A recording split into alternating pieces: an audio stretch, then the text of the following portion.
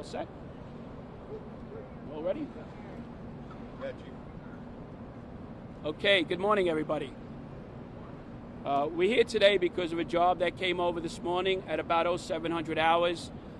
Two anti-terrorist officers from the Transit Bureau, Police Officer Saduz Saman and Hardeep Sim, were on patrol in the Fulton Street station, and they were approached by a passenger who alerted them to the fact that there was a package on the platform. The officers responded over and called in for more resources, and that's where the job went as of now. Both turned out to be rice cookers. There were actually two, one on the mezzanine and one on the platform. They're both just empty rice cookers at this time.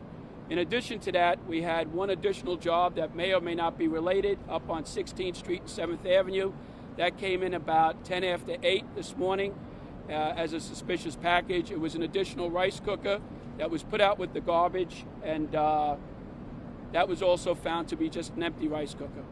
Okay, with that, I'm going to introduce the chairman of the MTA, Pat Foy. Pat? Thank you, Chief. I'm going to be brief. We're obviously at the corner of John and William. We apologize to our customers for the disruption.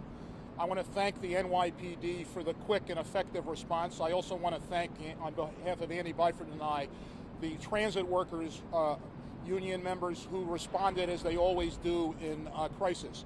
I was joined this morning by Ronnie Hakem, the managing director of the MTA, Andy Byford, New York City Transit President, Sally Librera, Executive Vice President of Subways, Barry Greenblatt, and Chief Monahan from the MTA Police. I'm going to ask Andy to run through the timeline. Sure. Okay, good morning, everyone. Well, as you heard from the Chief Delatorre, this was a serious incident, and we took it very seriously.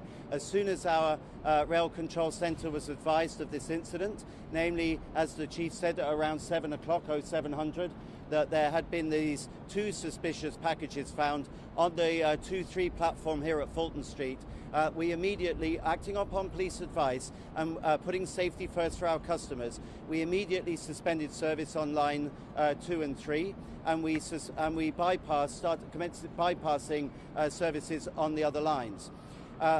As ever, we always put safety first. So police advice was that the service on lines 2 and 3 was to remain suspended. It did so. We evacuated staff out of the stations, and we immediately set about providing information via every medium possible, namely Twitter, through our website, through announcements on trains, to let customers know that until further notice, Fulton Street station would not be served. In other words, services, all lines through Fulton Street, trains would not be stopping.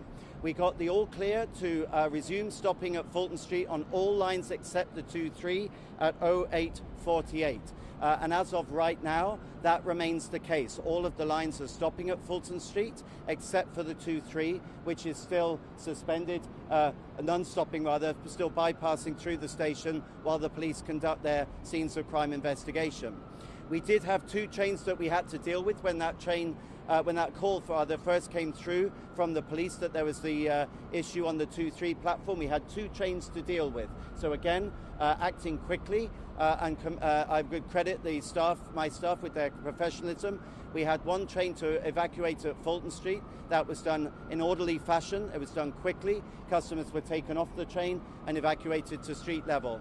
We had one other train that had to be taken back to Wall Street. But again, there were no injuries. It was done calmly and it was done professionally. So like the chairman, I would like to thank our employees for the professional way that they dealt with this incident.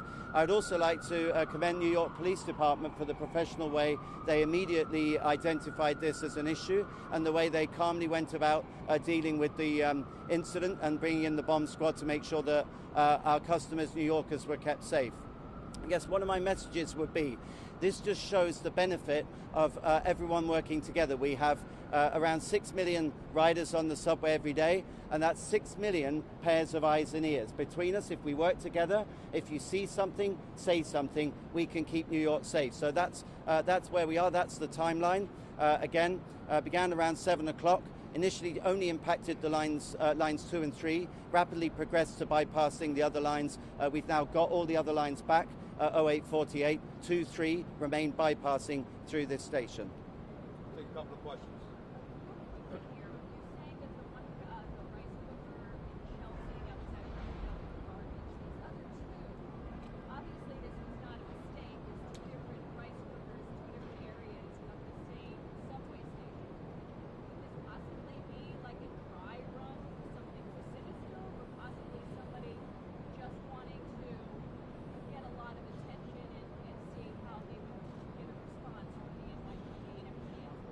Commissioner John Miller will respond. So we reviewed the video at the scene. We do see male white between 20s and 30s with dark hair and a shopping cart. He places the pressure cooker on the upper level and then on the lower level. So there's a person of interest. Obviously, we'd like to speak to this person. I would stop very short of calling him a suspect, because right now because of the time, rush hour, the place, a subway station, the items, rice cookers that could be mistaken for pressure cookers, it certainly is the kind of thing that we would want to know, why is he placing them there and what is the purpose of that. So we've put that photo out to our officers on the idea that if he is somebody they recognize, we'd like to stop him. We'll probably release that to you all to get that out to the public to speed up the process. Again, not a suspect, but certainly somebody we want to interview. Could he be charged in his case? Yes. If you saw this photo and you knew him, you'd know him. Could he be charged with a crime potentially, even though nothing happened? Well, because of the timing and the placement and the items, we're carrying this right now as a hoax device. That's the investigative category. But again, we would have to identify him, find him, talk to him, because we need more information from him. As you all know, there are people with shopping carts who pick up things on the street and put them back down on the street, and that's kind of a fact of urban life. But we need to identify the individual and talk to him. Can you talk more about the building that we've heard about the subway station, some of the buildings surrounding it were evacuated as well? What was the protocol for that? Why was it done? How extensive? That's our routine. That's part of our routine assessment and procedure at the scene. We talk to the bomb squad and we say, what do you want to work with here in terms of that? And they give us kind of the parameters of the space they want, and it's fluid because it's going to be different in every situation depending on what does that block look like, what does that corner look like, but it's standard. But was the concern just that grave potential? I think they were still assessing it. Right now what we have is we have 3 empty rice cookers that obviously 2 of them are connected, the third one may be.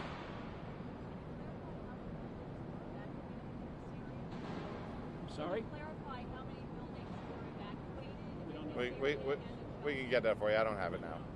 Are people being let back in? Yeah, we're all back in business. So everything's all back to normal in the subway system and the Well, everything? everything's back to normal except for the 2-3 line. We're still holding that only to process the scene. And we expect that service to resume That should shortly. be very short. Yeah. Mr. Miller, when you look at the tape, does it appear as though it is a deliberate act or somebody that put something down and was distracted on their phone? He takes the pressure cooker out of the shopping cart, he places it on the ground, and then he does that again. So I don't know what the deliberate act is, whether it was to create fear and alarm on the part of the public, or whether he was discarding items that he was no longer interested in. To get there, we're going to have to identify him and interview him, which I'm confident we will. By and large, though, I think what you see here is a system that worked. Counterterrorism patrol in the subway system, where they're supposed to be, alert public, coming together, assessing the scene. Bomb squad got here very quickly, was able to go through their procedures and determine that these items were not a physical threat. We mirrored that response on 16th Street with a separate bomb squad team while this team continued their job here. This is a part of life when you see items like that.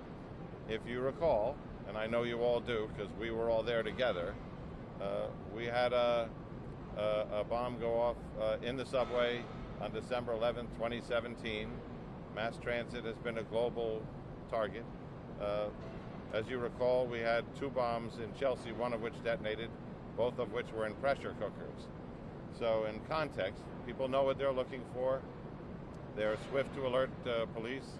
The counterterrorism team was there doing their job, and the MTA and the Transit Authority seamlessly connected all of that, stopped trains, evacuated people. Looking back on it, it was harmless, but looking forward on it, everybody did what they were supposed to do, and this went how it was supposed to go. Are you looking at video now in Chelsea to make sure Yes. that this same person didn't throw out the rice cooker in the garbage there? Yes.